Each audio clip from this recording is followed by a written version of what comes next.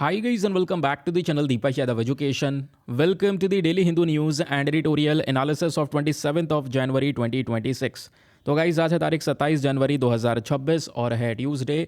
देखेंगे आज के द हिंदू कंप्लीट न्यूज़पेपर को एनालाइज करेंगे। बट लेक्चर में आगे बढ़ने से पहले अगर आपको इस लेक्चर का पीडीएफ चाहिए तो क्या करना है, सबसे पहले डाउनलोड करना है टेलीग्राम, देन उसके बाद जाके सर्च बॉक्स में टाइप करना दीपक यादव एजुकेशन पीडीएफ। आपको ये टेलीग्राम चैनल मिल जाएगा, यहाँ से आप डेली बेसिस पे इन लेक्चर के पीडीएफ डॉक्यूमेंट्स को डाउनलोड कर पाओगे।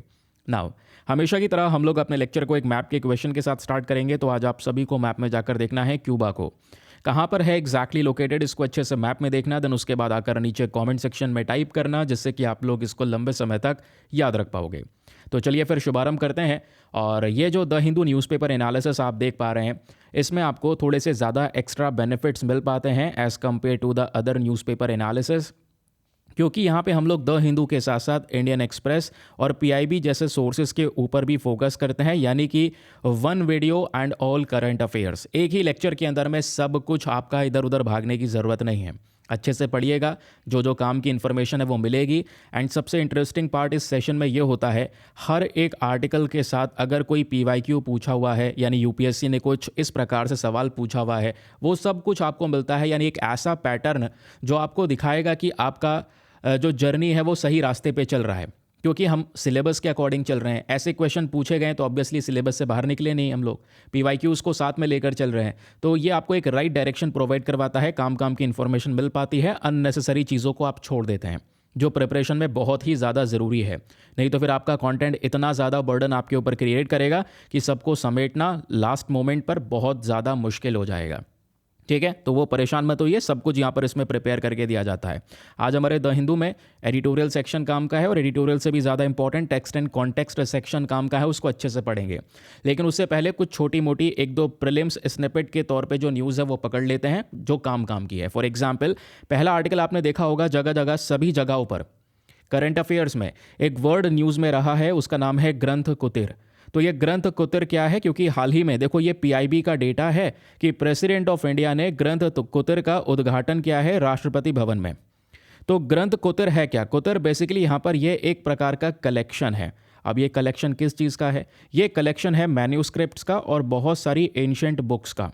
मैन्यूस्क्रिप्ट जिसको हम लोग हस्तलिपि कहते हैं, भारत का एक बहुत पुराना कल्चर रहा है। बहुत सारी हस्तलिपियाँ आज हमारे देश के अंदर में प्रेजेंट है, बहुत सारी एंशिएंट बुक्स प्रेजेंट हैं। ठीक है, मैथमेटिकल बुक्स हैं, साइंस की बुक्स हैं, हमारे एपिक्स हैं, रामायण है, इस प्रकार के बहुत सारे बुक्स प्रेजेंट हैं। तो उन सब का कलेक्शन जो है, इसी को बोला गया है ग्रंथ कुतिर। तो ग्रंथ कुतिर में कितने कलेक्शन है? लगभग 2300 बुक्स का कलेक्शन है, और ये किताबें कोई एक भाषा में नहीं है। भारत की आज 11 क्लासिकल लैंग्वेजेस में जो भी ये बुक्स प्रेजेंट हैं, उन सब को ग्रंथ कुतिर में रखा गया है। तो ये कलेक्शन ऑफ बुक्स कहाँ पे बनाया गया है? राष्ट्रपति भवन में। रिसेंटली इसका उद्घाटन हुआ है, जिस वजह से ये चर्चाओं में है। एग्जाम में यहाँ से बहुत इंटरेस्टिंग वे में क्वेश्चन बन सकता है। सबसे पहले तो आप लोगों से ये टर्म पूछ लेगा, बताओ ग्रंथ कुतिर क्या है? तो नया अभी एक inaugurated manuscript and books repository है। रिपोजिटरी मतलब हम कलेक्शन की बात कर रहे हैं। तो राष्ट्रपति भवन में इसको बनाया गया, जो भारत के धरोहर को दर्शाएगा कि भारत में कितने सारे इंटेलेक्चुअल्स रहे हैं, किस प्रकार की भारत की ट्रेडिशनल नॉलेज रही है, एंशिएंट नॉलेज रही है, उसको ये शो करेगा। तो ग्रंथ कुतिर का सबसे पहला फीचर क्या है? पहला फीचर यहाँ पर यह है कि भाई इसमें किसी एक भाषा में नहीं है। जो इंडिया की 11 क्लासिकल लैंग्वेजेस हैं, उन सभी 11 क्लासिकल लैंग्वेजेस में हस्तलिपियाँ हैं, बहुत सारी किताबें हैं, उन सबको इस कलेक्शन में रखा जाने वाला है। किसी एक लैंग्वेज के बेसिस पे कोई डोमिनेंस नहीं है। For example, one of the oldest language Tamil की हम बात कर रहे हैं। तो आप देखो, एक बात जो मैं यहाँ पे बताने वाला हूँ बहुत काम की है। हमारी जो 11 क्लासिकल लैंग्वेजेस हैं, ये क्लासिकल लैंग्वेजेस आपको पता होनी चाहिए। ठीक है, अब जैसे आप वैसे 8th शेड्यूल में देखोगे तो 8th शेड्यूल में भारत के पास में टोटल 22 ऑफिशियल लैंग्वेजेस हैं। एंड ये ऑफिशियल लैंग्वेजेस और क्लासिकल लैंग्वेजेस डिफरेंट हैं, प्लीज़ इनके बीच में कन्फ्यूजन मत क्रिएट करना।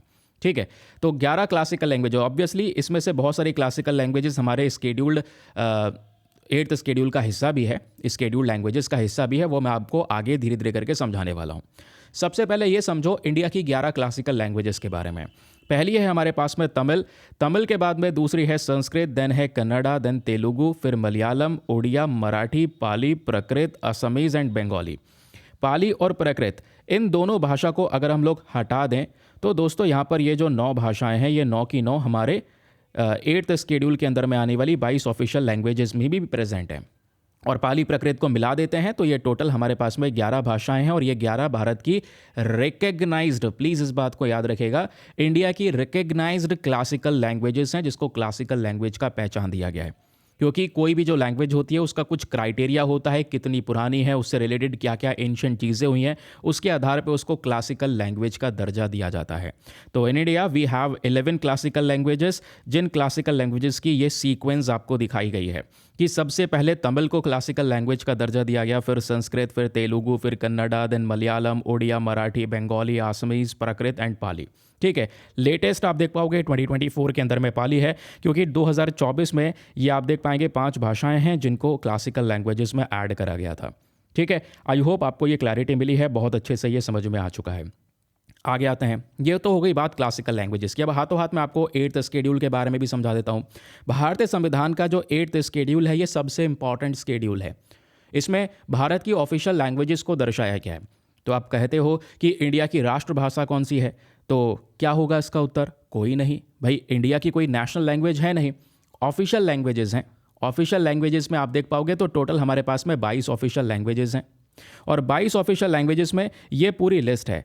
14 तो ओरिजिनल तौर पे शुरुआत में ही ऐड कर दी गई थी, यानी जब ये ऑफिशियल लैंग्वेज का कॉन्सेप्ट आया तो 14 लैंग्वेज ओरिजिनली उसमें रखी गई, जिसमें असमीज़ है, बंगाली, गुजराती, हिंदी, कन्नड़ा, कश्मीरी, ओडिया, मराठी, संस्कृत, पंजाबी, तेलुगु, तमिल, मलयालम एंड उर्दू। फिर धीरे धीरे करके दोस्तों इसमें अमेंडमेंट होता चला गया, संशोधन कर करके नई नई भाषा ऐड होती चली गई। नाउ अब यहाँ पर अगर हम एज ऑफ नाउ देखें तो अब हमारे पास में टोटल 22 भाषा हैं जो ये शेड्यूल लैंग्वेजेस का दर्जा है, यानी भारत की ऑफिशियल लैंग्वेजेस के अंदर में काउंट हैं। ध्यान में रखिएगा, 8th शेड्यूल का जो हिस्सा है ये इंग्लिश कभी भी नहीं बना है, इंग्लिश कभी भी 8th शेड्यूल में यहाँ पे काउंट नहीं हुआ है। ठीक है, तो ये जो 14 भाषा थी, 14 में क्या होता है, 1967 में जाकर जब ये 21st अमेंडमेंट एक्ट आया, एक संशोधन करा गया, तो संशोधन के माध्यम से सिंधी भाषा को इसमें ऐड किया गया है। ये भी यूपीएससी का क्वेश्चन है कि 21st अमेंडमेंट से कौन सी भाषा को हमने ऑफिशियल लैंग्वेज यानी 8th शेड्यूल में ऐड किया था, तो वो सिंधी है। ठीक है, प्लीज़ इसको यहाँ पर याद रखिएगा, है ना। फिर उसके बाद ये आप 14 के बाद ये 15 हो गई, फिर 15 के बाद 71st अमेंडमेंट होता है 1992 में। ठीक है, इसके बाद यहाँ पर 16, 17, 18 ये कुछ भाषा ऐड हो गई। फिर 93rd अमेंडमेंट होता है 2003 में। ठीक है, तो उसके बाद ये कुछ भाषा बोडो, दोगरी, मैथिली, संथली ये कुछ ऐड हो जाती हैं। तो इस तरीके से टोटल आज के समय पर ये 22 लैंग्वेजेस हो चुकी हैं जो आज हमारे 8th शेड्यूल के अंदर में प्रेजेंट हैं। ठीक है, आई होप आपको ये क्लैरिटी मिल चुकी है कि 22 लैंग्वेजेस हैं, क्लासिफाइड की जाती हैं under the 8th schedule of the constitution. इसमें बहुत सारे बेनिफिट्स आपको देखने को मिल जाएंगे। बाकी ये बात मैं आपको बता ही चुका हूँ। जो अभी हमने 11 क्लासिकल लैंग्वेजेस पढ़ी थी, उसमें से पाली और प्राकृत को अगर हम लोग हटा दें तो जितनी भी बची कुची भाषा हैं वो सब यहाँ पर 8th शेड्यूल का भी हिस्सा हैं। ठीक है, क्लियर। चलिए, फिर आपसे एक और क्वेश्चन पूछ सकता है, क्योंकि कमेटी बेसिस पे बहुत सारे प्रश्न पूछे जाते हैं। तो याद रखिएगा कि आप लोगों से ये पूछ ले कि बताओ वो कौन सी कमेटी थी जिसने क्राइटेरिया बताया था किसी भी भाषा को अगर 8th शेड्यूल में ऐड होना है तो उसके लिए क्या क्राइटेरिया है। तो वो क्राइटेरिया कौन सी कमेटी ने बताया था? तो एक है दोस्तों अशोक पहवा कमेटी और दूसरी है सीताकांत महापात्रा कमेटी। एग्जाम में पूछ ले ये दोनों कमेटी किस चीज़ से रिलेटेड है, तो ये 8th शेड्यूल के अंदर में भाषा कैसे ऐड होगी उसके क्राइटेरिया को डिफाइन करने के लिए इन कमेटी का गठन किया गया था। ठीक है, ये बात हो गई 8th शेड्यूल की, क्लासिकल लैंग्वेजेस की। अभी हम लोग जो बात कर रहे हैं वो ग्रंथ कुतिर है। ग्रंथ कुतिर क्या है ये हमने समझा। ग्रंथ कुतिर जो बनाया गया है इसमें भारत के पुराने एंशिएंट इंडियन टेक्स्ट हैं, किसी एक रिलीजन को लेकर कंसीडर नहीं करे गए हैं। इसमें भारत की epics, Ramayana, Mahabharata, philosophy, metaphysics, linguistic, grammar, history, governance, science, mathematics, ये सब कुछ इसमें शामिल है। समझे, जो इंडिया के कल्चर को दिखाता है शुरू से। इसका मेन पर्पस क्या है? मेन पर्पस है भारत में पब्लिक अवेयरनेस को ज़्यादा से ज़्यादा फैलाना, इंडिया का कल्चर कितना रिच रहा है उस चीज़ को दर्शाना, कल्चरल नेशनलिज्म को प्रमोट करना, सभी कल्चर को हम इंटीग्रेट करके एक साथ आगे बढ़ाने की बात कर रहे हैं। और यही ग्रंथ कुतिर का जो कॉन्सेप्ट है इसको आप ज्ञान भारतम मिशन के साथ में भी जोड़ सकते हैं, क्योंकि लास्ट ईयर हमने पढ़ा था ज्ञान भारतम मिशन के बारे में। अब भाई इस मिशन का भी क्या पर्पस था? इसका मेन पर्पस था कि इंडिया के जितने भी पुराने एंशिएंट टेक्स्ट हैं उन सब टेक्स्ट को डिजिटाइज करना, डिजिटल फॉर्मेशन में लेकर आना, ताकि लंबे समय तक इसको प्रोटेक्ट करके रखा जा सके।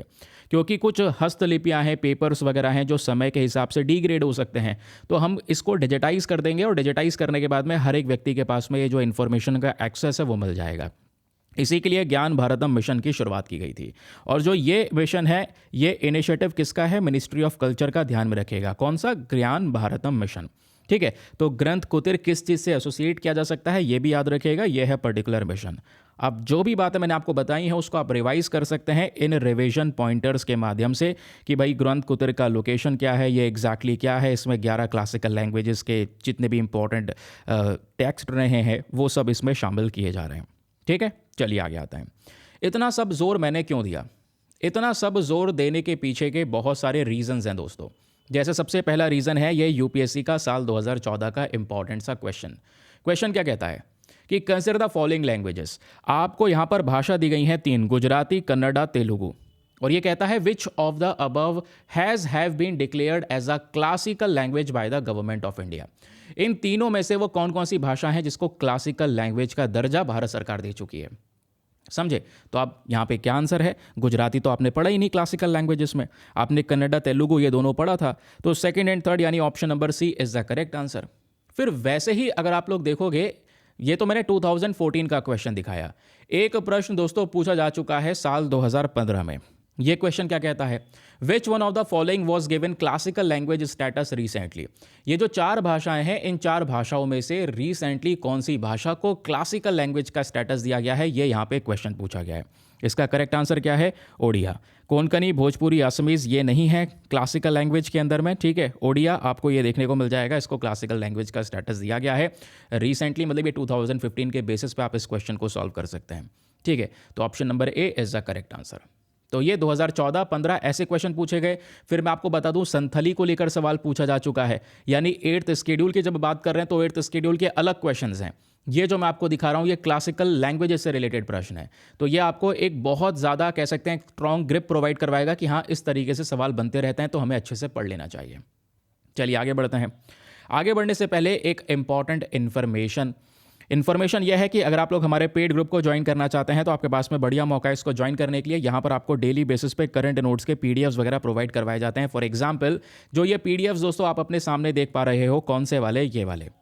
ये पीडीएफ हिंदी इंग्लिश दोनों भाषाओं में मिलता है, चाहो तो प्रिंट आउट करवाओ, चाहो तो एज इट इज़ रीड कर लो। ये पीडीएफ आपको मिलेंगे कहाँ पर?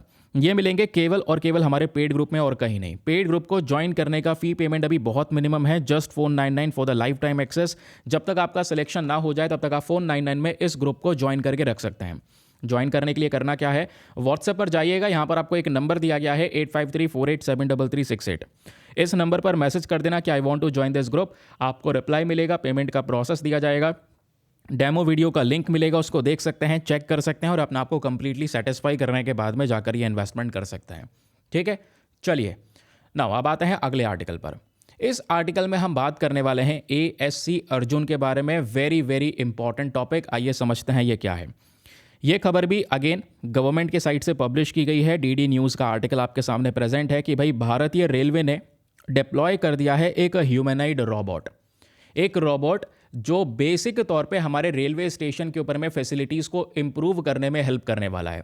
आपको करना क्या है? बस इतना करना है कि इस रोबोट का नाम याद रखना है, क्योंकि ऐसे बहुत सारे एग्जामिनेशन के अंदर में रोबोट के नाम पूछे जा चुके हैं। तो नाम है इसका एएससी अर्जुन।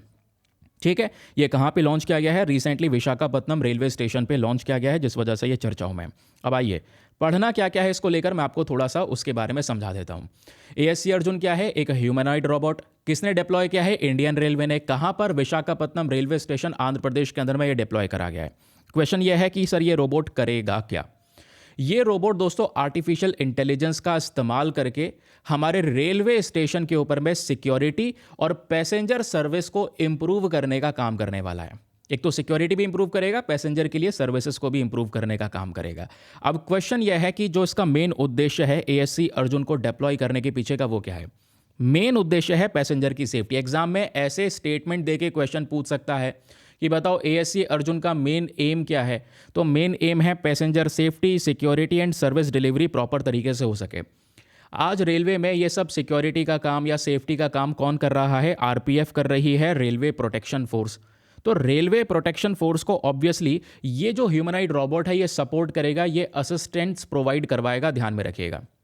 ठीक है, तो आरपीएफ को सपोर्ट करने के लिए ये जो पर्टिकुलर रोबोट है इसको यहाँ पर लाया जा रहा है। फिर अब इसके रिलेटेड कुछ इंपॉर्टेंट फीचर्स हैं, जैसे एआई बेस्ड सिक्योरिटी फंक्शन है इसके अंदर में। ये क्या क्या करेगा, फेस को रिकॉग्नाइज कर सकता है, ये मदद कर सकता है कोई अनयूजुअल एक्टिविटी स्टेशन पे हो रही है तो उसको पकड़ने में हेल्प करेगा, या बहुत ज़्यादा भीड़ भाड़ है तो क्राउड को मॉनिटर करने में काम करेगा। जब पीक आवर्स होते हैं या फेस्टिवल का सीजन होता है तो उस समय पर पैसेंजर्स की आइडेंटिटी को ट्रैक करने में ये मदद कर सकता है।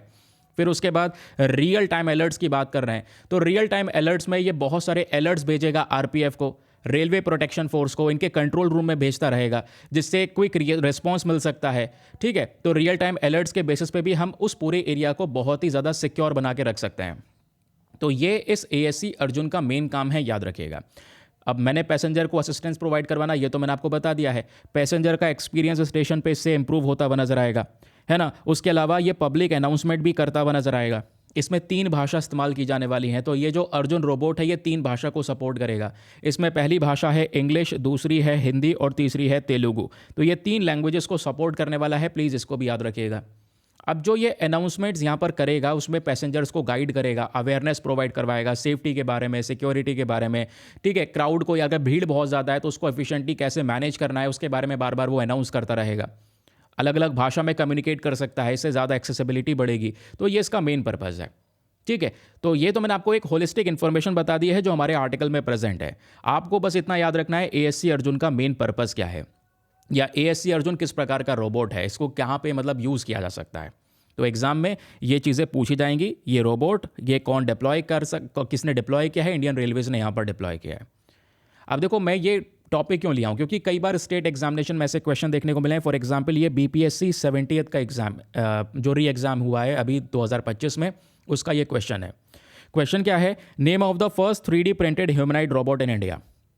भारत के अंदर में जो पहला 3D प्रिंटेड ह्यूमनॉइड रोबोट बनाया गया है उसका नाम क्या है, ये यहाँ पे सवाल पूछता है। तो उसका करेक्ट आंसर है ऑप्शन नंबर 4। एग्जैक्टली ये आपको देखने को मिल जाएगा, मानव। ठीक है, तो ये मानव इस ह्यूमनॉइड रोबोट का नाम है। तो ऐसे सवाल बने हैं रिगार्डिंग दिस, मतलब आपको बता रहा हूं कि हाँ ऐसा पैटर्न है, क्योंकि मैं आपको यूपीएससी और स्टेट पीएससी दोनों के पर्सपेक्टिव से करंट अफेयर्स पढ़ा रहा हूं, आपके लिए बहुत ज़्यादा हेल्पफुल होने वाला है। इवन करंट अफेयर्स कहीं भी पूछे जा रहे हैं आपके लिए वीडियो एक अल्टीमेट सोर्स होने वाला है। ठीक है, फिर एक और छोटा सा आर्टिकल है जो दुनिया भर के वीडियोज़ में स्किप किया जा रहा है, लेकिन हमें स्किप नहीं करना है, बहुत काम की इन्फॉर्मेशन है। हम बात करने वाले हैं एक रिपोर्ट के बारे में, और आपको पता है रिपोर्ट और इंडाइसिस कितनी ज़्यादा इंपॉर्टेंट होती है सभी एग्जामिनेशन के अंदर में। रिपोर्ट्स कई बार एग्जाम में पूछ ली जाती हैं कि ये रिपोर्ट कौन प्रस्तुत करता है, कौन प्रेजेंट करता है। आई होप आपको यहाँ पर समझ में आ रहा होगा। तो हुआ क्या है, द हिंदू में भी आर्टिकल ये पब्लिश हो चुका है, साथ ही साथ में इकोनॉमिक टाइम्स के अंदर भी ये आर्टिकल छप चुका है। ये आर्टिकल क्या कहता है, ये कहता है FDI inflows to India surge by 73% to $47 billion in 2025। देखो 2025 का साल हो चुका है समाप्त, नई नई प्रकार की डिटेल्स 2025 की हमारे सामने प्रेजेंट हो रही है, आ रही है। एक डिटेल ये बहुत इंटरेस्टिंग है। ये डिटेल कहती है कि साल 2025 में जो दुनिया भर की कंट्रीज में एफडीआई आया है, अब आप समझते हैं foreign direct investment. Foreign direct investment exactly क्या है, जो बाहर से पैसा आ रहा है भारत के अंदर में, बाहर का कोई इन्वेस्टर आज हमारे देश में इन्वेस्ट कर रहा है, वो यहाँ पर एफडीआई है। तो इंडिया में 2025 में टोटल एफडीआई इंक्रीज हुआ है, कितना हुआ है, 73% से इंक्रीज होता हुआ नजर आया। और जब ये टोटल एफडीआई इंक्रीज हुआ तो ये टोटल इन्वेस्टमेंट आया कितना है 2025 में। देखो ये पॉइंट आपके मेंस के लिए बहुत इंपॉर्टेंट हो सकता है। तो 2025 में जो टोटल इन्वेस्टमेंट आया है वो है $47 बिलियन के आसपास। इसको एक लाइन में लिख लीजिएगा जहां पर भी आप लोग कुछ फैक्ट वगैरह नोट कर रहे हैं तो ठीक है। तो 73% के हिसाब से इंडिया में सर्ज हुआ है, यानी बढ़ोतरी हुई है एफडीआई में, और $47 बिलियन ये टोटल अमाउंट एफडीआई इकट्ठा हुआ है 2025 में, जो बाहर से इन्वेस्टर्स ने इन्वेस्ट किया है भारत के अंदर में। ये किसने बताया, एक रिपोर्ट ने बताया, और वो कौन सी रिपोर्ट है, उसका नाम है GITM report, that is global investment trend monitor report. Please याद रखिएगा। तो ये रिपोर्ट एग्जैक्टली क्या है, ये जो रिपोर्ट है ना दोस्तों, इसको पब्लिश कौन करता है ये याद रखिए, क्योंकि वैसे तो नाम से पता चल रहा है ये इन्वेस्टमेंट ट्रेंड रिपोर्ट है, इन्वेस्टमेंट का ट्रेंड क्या है वो सारी डिटेल्स ये हमको प्रेजेंट करता है। लेकिन एक सबसे काम की चीज यहां पर क्या निकल कर आती है पता है, कि ये रिपोर्ट प्रस्तुत कौन करता है, यही क्वेश्चन पूछा जाएगा।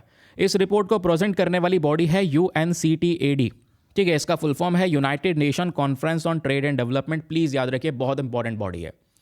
तो इस रिपोर्ट में ट्रैक किया जाता है कि दुनिया भर में और कंट्री वाइज, यानी कंट्री टू कंट्री क्या ट्रेंड चल रहा है, कितना एफडीआई यहां पर अलग अलग देशों में आ रहा है। समझे? क्या रिस्क है डेवलप्ड कंट्रीज में, क्या रिस्क है डेवलपिंग कंट्रीज में, इन सब चीज़ों को ये दर्शाता है ये पर्टिकुलर रिपोर्ट। कौन पब्लिश करता है? UNCTAD पब्लिश करता है। और ये याद रखिएगा, UNCTAD के बारे में कुछ बेसिक तथ्य है, बेसिक फैक्ट जो प्रीलिम्स में हेल्प करेंगे।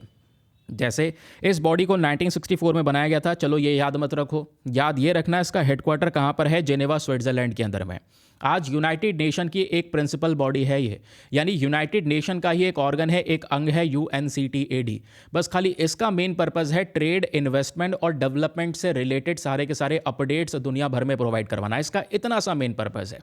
ठीक है, अब इसका मेन फोकस क्या है? मेन फोकस है डेवलपिंग कंट्रीज के ऊपर में देना, कि डेवलपिंग कंट्रीज में इकॉनमी में किस तरीके से एक बदलाव आ रहा है, इन्वेस्टमेंट किस तरीके से चेंज हो रहे हैं, तो उन सब चीज़ों को ये शो करने का काम करता है UNCTAD।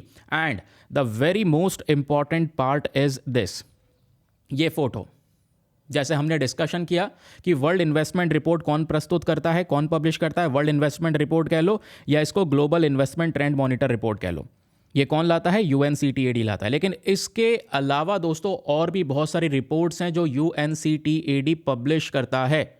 उसमें सबसे पहली रिपोर्ट आती है ट्रेड एंड डेवलपमेंट रिपोर्ट, दूसरी है लीस्ट डेवलप्ड कंट्रीज रिपोर्ट, जो लीस्ट डेवलप्ड कंट्रीज को इंडिकेशन देती है। फिर उसके बाद information economy report, then technology and innovation report. ये सारी की सारी रिपोर्ट्स आपको देखने को मिल जाएंगी जो कौन पब्लिश करता है? UNCTAD पब्लिश करता है। एग्जाम में ये सवाल पूछा जाता है।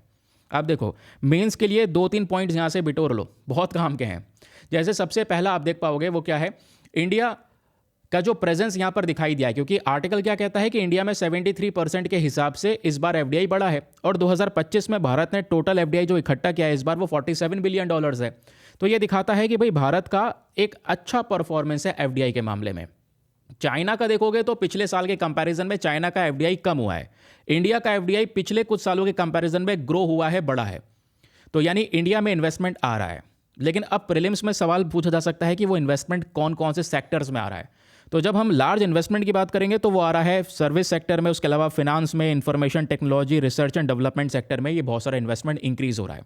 मैन्युफैक्चरिंग सेक्टर में भी ये जो कह सकते हैं इन्वेस्टमेंट आ रहा है। रीज़न, क्योंकि बहुत सारी सरकार की ऐसी पॉलिसीज़ हैं जिसके माध्यम से यहाँ पर ये इन्वेस्टमेंट इंक्रीज हो रहा है। इन्वेस्टर्स को अच्छा लगा कि हाँ भारत में इन्वेस्टमेंट करते हैं, तो उस आधार पे यानी कि भारत का इन्वेस्टमेंट डेस्टिनेशन के बेसिस पे रोल बढ़ रहा है। यानी दुनिया भर की कंट्रीज आज दिलचस्पी ले रही हैं इंडिया के अंदर में इन्वेस्टमेंट करने के लिए। आई होप आपको ये बात समझ में आ चुकी है अच्छे से। ठीक है, क्लियर हो गया। अब बात आती है ग्लोबल ट्रेंड्स की। ये तो हमने इंडिया का ट्रेंड समझा।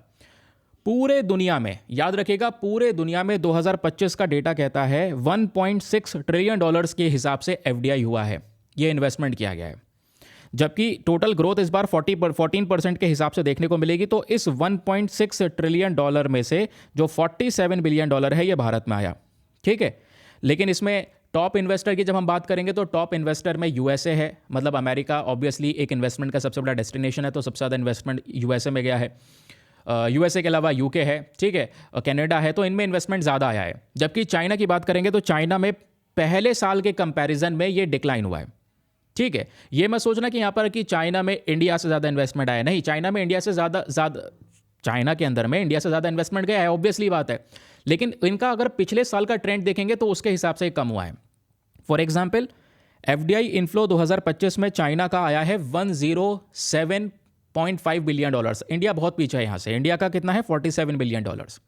तो चाइना में केवल 8% का चेंज आया और भारत में 73% का चेंज आया है, 73% से बढ़ोतरी हुई है। ये एक छोटा सा रीज़न यहाँ पर दिखाया जा रहा है। कारण यहाँ पर बोला जा रहा है चाइना में इन्वेस्टमेंट कम हुआ है लास्ट ईयर्स के कंपैरिजन में। रीज़न है बहुत सारी कंट्रीज आज चाइना के अलावा इंडिया, वियतनाम, इंडोनेशिया को प्रेफर कर रही हैं। चाइना के साथ में जियोपॉलिटिकल टेंशंस या जियोपॉलिटिकल रिस्क बढ़ने की वजह से बहुत सारी कंट्रीज अपने मैन्युफैक्चरिंग सेक्टर्स को इंडिया, वियतनाम, इंडोनेशिया में ले जा रही हैं। इसी को बोलते हैं चाइना +1 स्ट्रैटेजीज, और वही स्ट्रैटेजी कंपनी अपना रही हैं कि भाई एक कंट्री के अंदर में मैन्युफैक्चरिंग सेक्टर को पूरी तरह से नहीं लेकर जाएंगे, इसको डाइवर्सिफाई करेंगे, अलग अलग कंट्रीज में पहुंचाएंगे। ठीक, समझ में आ गया।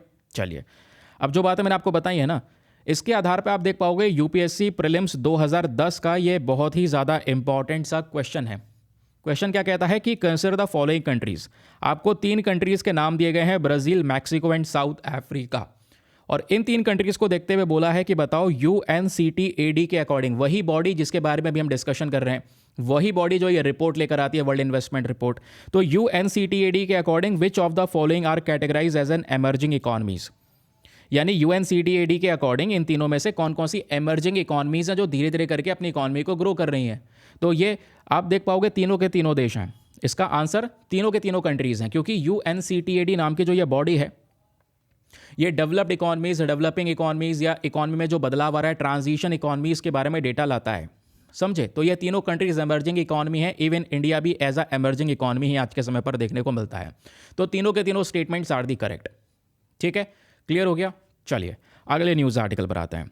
अगला आर्टिकल कहता है how will the US exit affect the international Solar alliance. Very very important article आज के न्यूज़पेपर में टेक्स्ट एंड कॉन्टेक्स्ट के ऊपर में ये प्रेजेंट है। याद रखिएगा, यहाँ से बहुत सारे इंपॉर्टेंट क्वेश्चन आप लोगों से बन सकते हैं। क्या मेंशन किया जा रहा है, आर्टिकल क्या कहता है, how will US exit affect solar alliance. America ने रिसेंटली डिसाइड किया है, डोनाल्ड ट्रंप साहब आए हैं, डोनाल्ड ट्रंप साहब बहुत सारे डिसरप्शन आज के समय पर क्रिएट कर चुके हैं। अब ट्रंप का एक और बहुत बड़ा अनाउंसमेंट है। अनाउंसमेंट क्या है, ट्रंप कहते हैं कि भाई आज अमेरिका दुनिया में बहुत सारी इंटरनेशनल ऑर्गेनाइजेशंस का हिस्सा बन चुका है। अब कोई भी कंट्री जब किसी ऑर्गेनाइजेशन का हिस्सा बनेगा तो ऑब्वियसली उस कंट्री को फंडिंग करनी पड़ती है, वो पैसा वगैरह देना पड़ता है उस ऑर्गेनाइजेशन के अंदर में।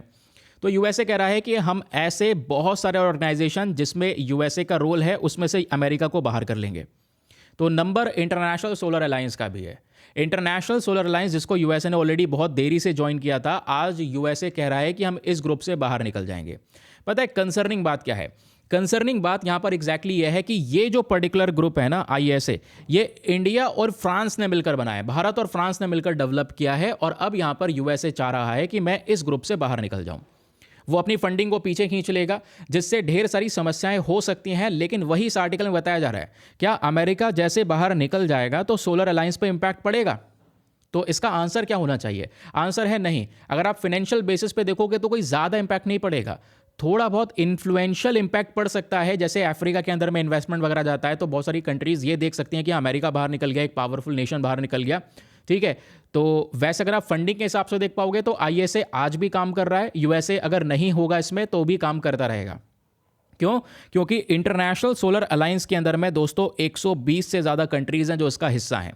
And the most important part is सभी कंट्रीज मिलकर फंडिंग करती हैं। अमेरिका इस ISA का केवल 1% फंडिंग करता है। तो अगर ये 1% फंडिंग नहीं भी करेगा तो भी ये बॉडी चलने वाली है, ध्यान में रखिएगा, समझे। तो वो इस आर्टिकल में मेंशन किया गया कि United states of America has announced, उन्होंने अनाउंस कर दिया है कि भाई वो बाहर निकल रहे हैं बहुत सारी इंटरनेशनल ऑर्गेनाइजेशन से, जिसमें से एक नंबर इंटरनेशनल सोलर अलायंस का भी आ चुका है, ठीक है। अब ये पढ़ लो, एग्जाम के लिए सबसे ज़्यादा इंपॉर्टेंट है, सुपर डुपर इंपॉर्टेंट, क्योंकि ISA को लेकर प्रीलिम्स में बहुत सारे क्वेश्चन आप लोगों से बन सकते हैं। तो इंटरनेशनल सोलर अलायंस को एस्टेब्लिश किया गया था साल 2015 में, साल 2015 में बनाई गई बॉडी है। साल 2015 में क्या हुआ था, पेरिस क्लाइमेट एग्रीमेंट हुआ था कॉन्फ्रेंस ऑफ पार्टी के दौरान। तो उसी दौरान यहाँ पर 2015 में ISA नाम की बॉडी को बनाया गया। फिर ये बॉडी 2017 में काम करना शुरू करती है। और इस इंटरनेशनल सोलर अलायंस का मेन हेडक्वार्टर कहाँ पर है, गुरुग्राम, इंडिया के अंदर में इसका हेडक्वार्टर है। इसको लीड कौन करता है, तो भारत और फ्रांस। इवन इंडिया और फ्रांस ने जॉइंटली, इन दोनों ने मिलकर इंटरनेशनल सोलर अलायंस की नींव रखी थी, शुरुआत की थी। तो आज इसमें टोटल 120 से ज़्यादा देश हैं, ध्यान रखिएगा। एग्जैक्टली बहुत सारी कंट्रीज ग्लोबल साउथ से आती हैं, यानी कि हम बात कर रहे हैं साउथ अमेरिका की, अफ्रीकन रीजन की, साउथ एशिया की, तो बहुत सारी कंट्रीज उसी पर्टिकुलर रीजन से बिलोंग करती हैं, या बहुत सारे डेवलपिंग कंट्रीज इसके अंदर में जो इसका मेन हिस्सा है आज के समय पर, ठीक है। यूएसए ने 2021 में ज्वाइन किया था और अभी 2026 में प्लान बना रहे हैं कि वापस से बाहर निकल जाएंगे। अब आपको करना क्या है, 2-4 फैक्ट्स याद रखने हैं regarding this international Solar alliance. वो तो मैं आपको बता ही चुका हूं, है ना, कि इंडिया फ्रांस ने कोलैबोरेशन के बेसिस पे शुरुआत किया। 2015 में एक ग्रुप बनता है, 2017 में काम करना शुरू करता है। इसका मेन विजन क्या है, इंटरनेशनल सोलर अलायंस का विजन है let us together make the sun brighter. जो सूरज है, जो सूर्य है, उस सूर्य से कितना ज़्यादा हम एनर्जी प्रोड्यूस कर सकते हैं, एग्जैक्टली इसके ऊपर में ध्यान देना। 120 से ज़्यादा कंट्रीज आज के समय पर इसके मेंबर्स हैं। और ध्यान में रखिएगा, यूनाइटेड नेशन में जो लगभग 190 के आसपास कंट्रीज मेंबर्स हैं, यूनाइटेड नेशन का कोई भी मेंबर ISA को ज्वाइन कर सकता है। लेकिन आज अगर देखोगे तो केवल 120 के आसपास मेंबर हैं ISA में।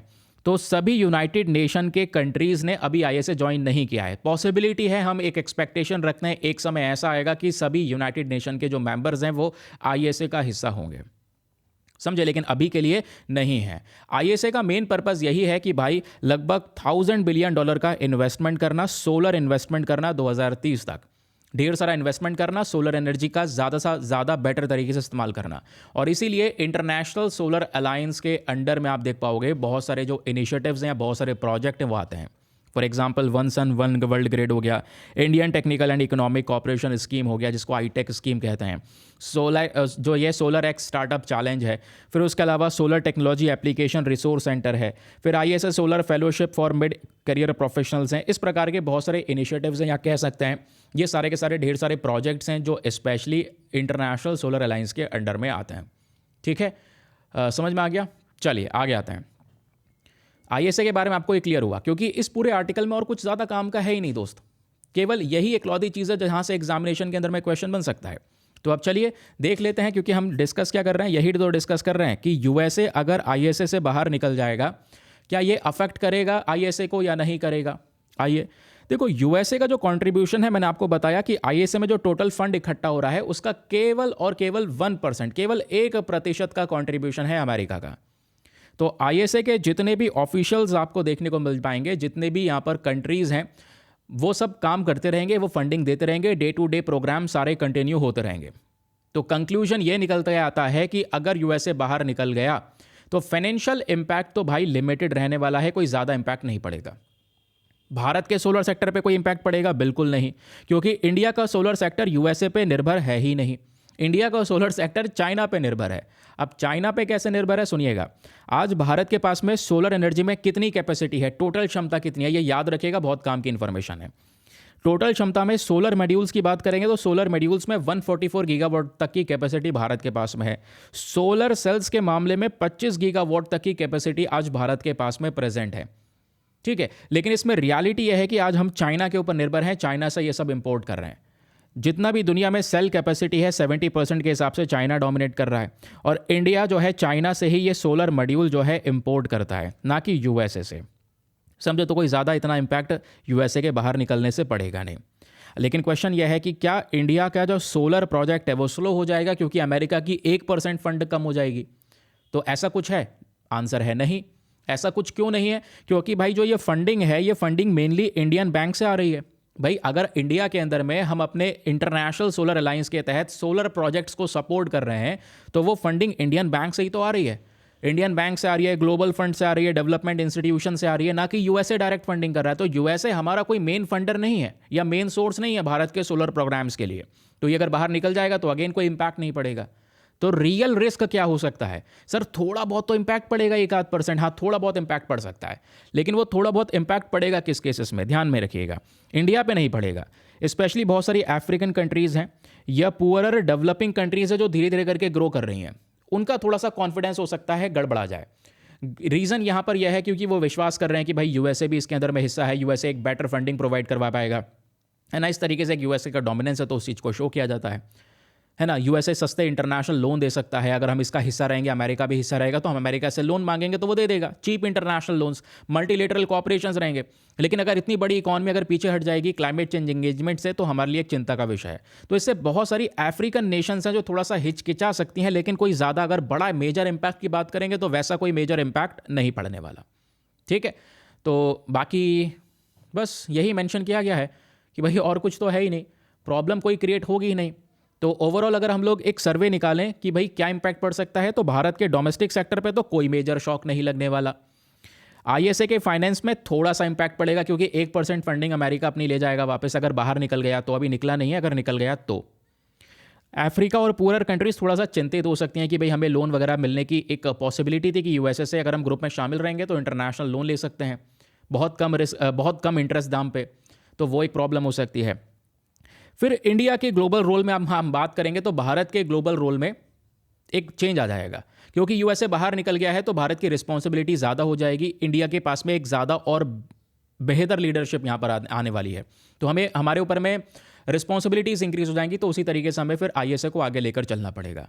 तो जो भी बातें मैंने आपको बताई हैं वो सब कुछ आप रिवाइज कर सकते हैं थ्रू दीज रिविजन पॉइंटर्स। ठीक है, ये याद कर लीजिएगा, सारे के सारे रिविजन पॉइंटर हैं, बना बना कर दिए जा रहे हैं, एग्जाम में आपको बहुत हेल्प करेंगे। चलिए अब देखिए, यह है यूपीएससी का 2016 का एक बहुत ही ज़्यादा इंपॉर्टेंट सा क्वेश्चन। ये यूपीएससी ने पूछा हुआ है सवाल, ऑब्वियसली जब पूछा हुआ है तो काम का है। क्या सवाल पूछा है? आपको दो स्टेटमेंट दिए गए हैं, बताना है दोनों में से कौन कौन सा स्टेटमेंट सही है। आंसर तो आपके सामने दिख ही रहा है भाई, आंसर वन ओनली। आंसर की बहुत बड़ी समस्या है, आंसर सब कुछ मतलब छिपाने पड़ेंगे और तब थोड़ा ठंडे दिमाग से पीडीएफ बनाना पड़ेगा, तभी ये आंसर मैं आपके लिए आपसे छिपा पाऊंगा। लेकिन चलो कोई बात नहीं, ये पीवाईक्यू है, मुझे इसमें आंसर शो कर रहे हैं, आपको समझाना है कि मैं किस पैटर्न पे आपको पढ़ा रहा हूँ।